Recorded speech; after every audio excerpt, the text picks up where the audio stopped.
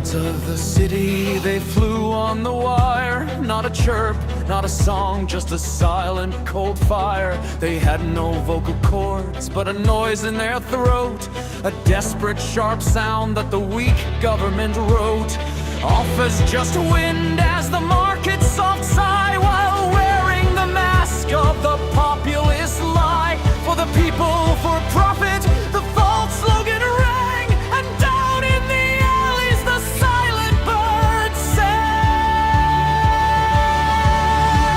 Oh, the screaming erupted from throats made of glass, a primal pure fury that couldn't quite pass unnoticed this time. No, the concrete would shake.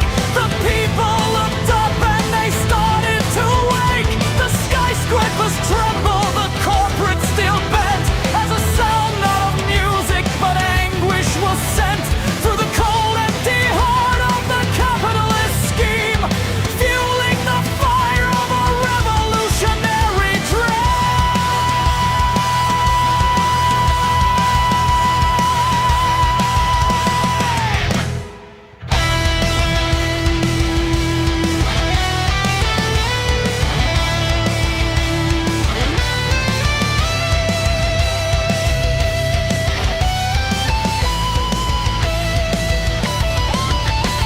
Then out from the shadows a figure appeared, a chubby old fiddler whose presence was feared by none but the powerful, the slick men in suits. He pulled at the strings not for melody's roots, but a screeching cacophony, wild and undone, a soundtrack to chaos beneath the cold sun, as his bow sliced the air and the fiddle would cry. The corporate towers crumbled against the dark sky.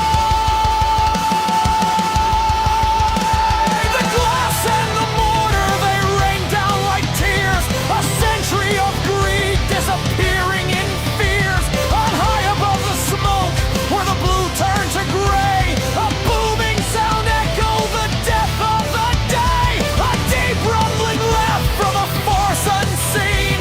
The architect chuckled